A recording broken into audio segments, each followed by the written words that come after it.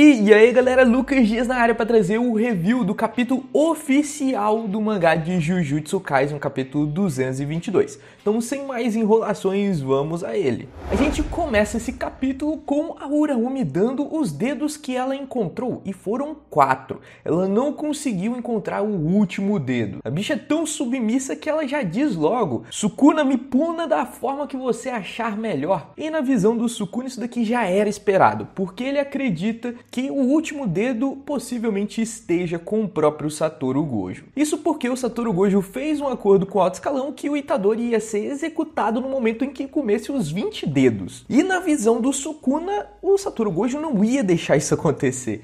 Então ele escondeu um dedo para que o Itadori nunca comesse o 20º dedo e nunca fosse executado. Como eu disse no review de quarta-feira, eu acho isso daqui muito plausível e muito possível, e eu nunca tinha pensado nessa possibilidade. Mas eu acredito que o Sukuna tenha razão nesse ponto aqui. Acho que é muito possível do Satoru Gojo já estar com esse último dedo e ter escondido esse último dedo. A Uraumi então fica extremamente pistola, porque é a segunda vez que o Satoru Gojo meio que humilha ela. A primeira foi justamente receber aquele golpe que o Satoru Gojo deu e que fez um machucado tão grave que mesmo utilizando a técnica reversa ainda dói, e essa é a segunda vez que ela ficou procurando o último dedo do Sukuna e acabou que estava com o Satoru Gojo. Então se tem alguém que tem raiva do Satoru Gojo, esse alguém é a Uraumi. Enfim, prosseguindo aqui, o Sukuna diz que não precisa se preocupar, porque como só falta um dedo, ele consegue compensar isso devorando o seu antigo corpo, que por um acaso foi mumificado no estilo budista. E o mais interessante aqui é que o Sukuna acha que quem mumificou o corpo dele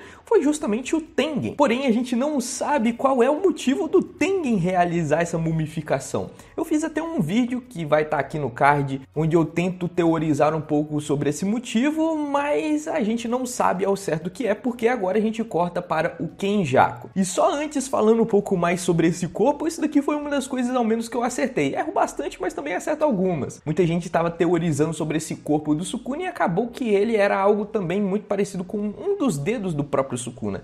Não é nada de muito especial. E eu já tinha dito isso, que o corpo do Sukuna é só um corpo e não vai ter nada de especial, além de ter um pouco de energia amaldiçoada, como demonstrou ser de fato. Mas enfim, seguindo agora com o Kenjaku, ele está no meio de aparentemente uma ponte ou uma rua, e nessa rua tem uma TV antiga com um Nintendo. Sinceramente, isso daqui é algo que eu não esperava, mas isso daqui é uma referência a Yu Yu Hakusho. Quem não sabe, o Geto foi inspirado nesse personagem, e agora que o Geto está sendo possuído pelo Kenjaku, o GG Akutami meio que fez uma homenagem aqui ao Sensui. Então, para aqueles que acharam também toda essa cena muito estranha, isso daqui foi meio que uma homenagem que o GG Akutami fez. Antes de continuar esse vídeo, eu tenho um recadinho do YouCine, que é o melhor aplicativo streaming que eu conheço. Tem de graça na televisão e lá tem tudo, cara, tem tudo mesmo. Todas as séries, filmes e animes que você conseguir imaginar estão lá. E então baixa, eu não sei o que você está perdendo o seu tempo. A forma de como você faz isso na televisão está no link aqui na descrição.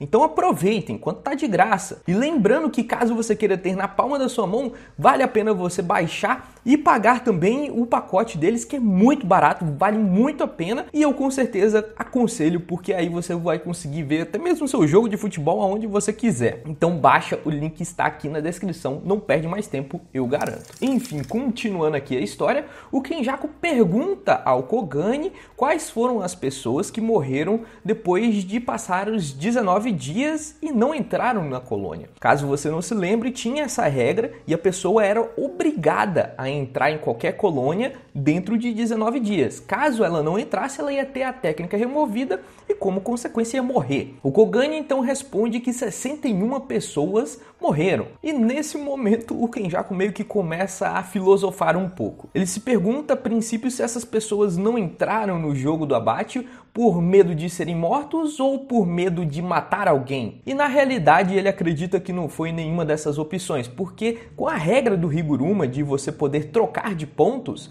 essas duas opções ficam um pouco de lado, porque você não precisa matar ninguém e nem ser morto para conseguir sobreviver. É simplesmente você trocar um ponto com alguém que os dois vão sobreviver. Então, essa regra do Higuruma salvaria essas 61 pessoas. Na visão do Kenjaku, as pessoas desse país se iludem acreditando que a realidade delas é algo imutável. E, portanto, elas não entraram no jogo do abate acreditando que tudo ia permanecer da mesma forma, sendo que elas foram avisadas pelo próprio Kogane que elas deveriam entrar no jogo do abate dentro de 19 dias. E na visão do Kenjaku, é melhor começar com o primeiro passo, e dando esse primeiro passo, você já vai estar mais perto de seu ideal de realizar alguma coisa. O Kenjaku detesta aquelas pessoas que acabam morrendo sem nunca terem tido essa percepção, sem nunca ter dado esse primeiro passo, sem nunca ter arriscado. E toda essa fala aqui, o Kenjaku está dialogando com o próprio Tengen. Lembrando que mesmo o Tengen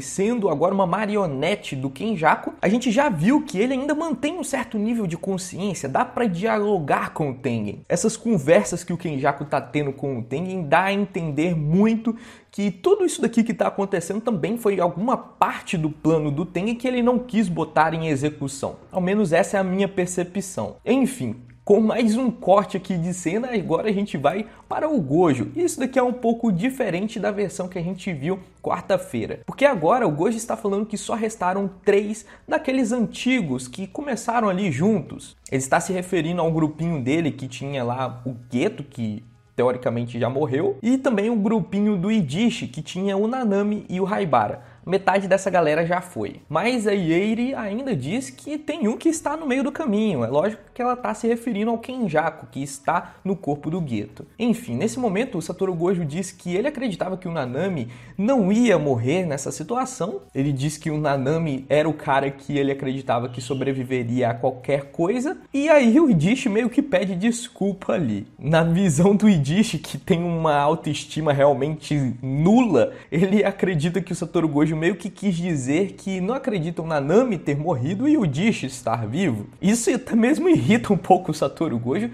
que diz que o Idishi ainda tem trabalho para fazer. Então não se desespere, não se menospreze que o Idishi é importante de certa forma. A diferença dessa versão oficial para Hall, que saiu quarta-feira, na minha opinião, é que aqui o Gojo está falando do trabalho em geral do Idishi, que ele tem que trabalhar, que o trabalho dele é importante e que ele vai continuar trabalhando. E não que eu tinha interpretado quarta-feira que parecia que o Satoru Gojo ia dar um trabalho específico para o Idishi. Nessa versão oficial não me pareceu isso. Agora, antes de continuar esse papo entre eles, surge o Ino e ele quer contar alguma coisa sobre o Nanami que a gente ainda não sabe o que é. Não foi mostrado porque agora a gente corta a cena para a Mei-Mei. A Mei-Mei tá com um tablet na mão vendo um site de apostas. Isso daqui é muito aleatório e muito legal. E a aposta em questão é justamente a luta entre o Sukuna e o Satoru Gojo. Ela tá ali administrando esse site de aposta, sendo que o pay-per-view, que só são as pessoas que pagaram para ver essa luta, já estão em 5 bilhões de ienes. E tudo isso graças à habilidade da Mei-Mei de controlar corvos. Caso você não se lembre, ela controla corvos normais e ela consegue transmitir o que esses corvos veem. Então, através desses corvos, ela vai transmitir a luta entre o Satoru Gojo e o Sukuna. Ela tá felizona agora com a habilidade dela, que ela vai ganhar dinheiro a rodo. Isso daqui é muito bizarro, mas enquanto ela tava falando ali, o Itadori e o Kusakabe estavam lutando e o Kusakabe tá levando um couro aqui do Itadori. Sendo que agora vem o quadro mais falado da semana, que é justamente essa conversa entre o Itadori e o Kusakabe. O Itadori diz exatamente assim: já tá na hora de pegar o jeito, Itadori. E o Kusakabe responde osso. Eu fiz um vídeo completo explicando esse quadro aqui, o card tá aqui em cima, e isso daqui dá a entender que eles trocaram de corpo, resumidamente aqui. Porque o Kusakabe responde da mesma forma que o Itadori normalmente responde, e o Itadori chama o Kusakabe de Itadori. Então isso daqui é uma teoria, mas essa teoria é bem fundamentada dizendo que eles acabaram trocando de corpo. Interprete da forma que você quiser. Se você quiser saber mais, o link está aqui em cima sobre essa teoria, que eu achei muito da hora. Agora, com mais um corte tramontina, a gente vê o Yuta conversando com seu amigo Togi, e ele está falando que acabou relatando para o alto escalão sobre a perda do braço dele. Ele fez isso porque ele queria ser designado pelo alto escalão para derrotar e matar o Itadori, coisa que ele fez lá no capítulo 130 e alguma coisa. Afinal, o alto escalão ia achar que o Yuta ia querer vingança do Itadori porque foi o Sukuna quem arrancou o braço do Togi. Mas, em compensação, ele não disse nada disso pro próprio Itadori porque ele acha que seria uma carga desnecessária pro Itadori, mas uma coisa que ele iria se culpar, e quem a culpa de verdade é do Sukuna e não do Itadori. Como a gente não sabe muito bem o que o Togi fala, aparentemente ele concordou e achou essa a melhor opção, mas o Togi é o Togi, né? Por fim, o Yuta agradece a alguma coisa e fala que vai usar o que o Togi está dando. A gente não sabe se é o poder do Togi novamente, se ele vai usar a habilidade nata do Inumaki, ou se é algum item do seu clã. Eu acredito que seja algum item específico do clã do Togi, algum megafone ou algum item desse tipo, que é muito específico para a habilidade do Inumaki. Afinal, eles estão dando um foco específico nessa cena. Então é isso que eu acredito, mas de fato a gente ainda não sabe o que é. Enfim, a questão aqui é que todas essas cenas, todos esses cortes que apareceram, isso daí foi ao longo de um mês inteiro. A gente não sabe a data exatamente que cada um desses cortes aconteceu, só que agora a gente já está no dia 24 de dezembro, ou seja, tudo isso daí ocorreu no período mais ou menos de um mês que se passou esse time skip, porque agora a gente vai focar na principal e maior luta da obra, talvez, que é a luta entre Satoru Gojo e o Sukuna. A gente já está nela, isso daqui eu não esperava, foi muito rápido, e a gente está acompanhando novamente o Kenjaku e o seu grupinho. Segundo o Kenjaku, enquanto a luta entre o Sukuna e o Satoru Gojo acontecer, ele vai acabar caçando todos os outros jogadores da migração e extinção. Porque lembra, a migração e extinção só vai acabar no momento em que sobrar aí o Kenjaku e o Sukuna. Se todo mundo for embora, só sobrar esses dois, aí que vai acabar o jogo da migração e extinção. Então o Kenjaku vai caçar o resto enquanto a luta ocorre. A Uraumi, que já tá pistola com o Kenjaku, ela nunca gostou do Kenjaku, fala pra ele meter o pé, mas ele diz que não pode, porque se ele se separar do Sukuna, ele será morto pelo Satoru Gojo. Então ele teve que passar todo esse mês, aparentemente, ao lado do Sukuna como um guarda-costas mesmo. Algo bizarro de se imaginar. E mesmo ele tendo que fazer isso, ficar ao lado do Sukuna, segundo o Kenjaku, isso fazia parte do plano dele. Ele não tinha intenção de agir antes do dia 24 de dezembro. Enfim, além disso, o Kenjaku também meio que dá uma revelada no plano da galera. Porque caso o Satoru Gojo acabe perdendo pro Sukuna, os outros xamãs, eles provavelmente vão agir logo em seguida, porque essa vai ser a melhor oportunidade para eles derrotarem o Sukuna. O Sukuna provavelmente vai estar cansado e exausto dessa luta, que com certeza vai ser difícil, e aí a Maki, Yuta e o Hakari, que são os principais oponentes do Sukuna, vão agir naquele momento para tentar pegar o Sukuna meio que cansado e derrotar o Sukuna caso o Satoru Gojo perca. E aí, com todo mundo focando no Sukuna, o Kenjaku vai estar livre para fazer o que bem entender. Ao mesmo tempo, enquanto o Sukuna tá lá no alto do prédio, no meio de Tóquio, a galerinha tá pensando em como motivar o Satoru Gojo. Situação que é muito complicada, porque o Satoru Gojo não é alguém motivável. O cara sempre ganhou tudo, fez tudo com extrema facilidade. Então como é que você vai motivar alguém assim? Eu admito que nessa cena aqui eu gostei mais da tradução de quarta-feira, que foi bem mais zoada, mas aqui o sentido é o mesmo. A Maki diz que depois de incentivar o Satoru Gojo, se ele responder algo como tá no papo, quem vai socar ele vai ser a própria Maki antes do Sukuna. E é aí que aparece o Satoru Gojo com a Utahime e o Gaku Ganji. Cena essa que eu fiz um vídeo específico também, que eu comparava essa cena com um episódio de Hunter x Hunter. Se parece demais isso daqui. Até mesmo porque a aura que o Satoru Gojo está emitindo aqui está até mesmo atrapalhando a galera de tão sufocante que ela tá sendo. Todo mundo fica um pouco tenso até o Itadori falar pra ele dar uma diminuída aí, que todo mundo tá ficando meio que sufocado. O Satoru Gojo dá uma risadinha e fala pra ele dar um tapinha lá nas costas pra incentivar ele. O Itadori dá o tapinha e todo mundo vai dar o tapinha. Eu só não sei se está acertando. Nessa imagem, na minha opinião, parece que todo mundo meio que parou no Mugen do Satoru Gojo. Ninguém acertou de fato o Satoru Gojo. Ao menos foi isso isso que deu pra entender aqui nesses quadros. Sendo que tem duas coisas que eu quero destacar aqui. A primeira é que ele tá usando também a roupa do Toji. Isso daqui eu não esperava. E até mesmo se pareceu um pouco com o Toji, o olhar que ele soltou quando apareceu. Então a semelhança aqui, na minha opinião, está clara.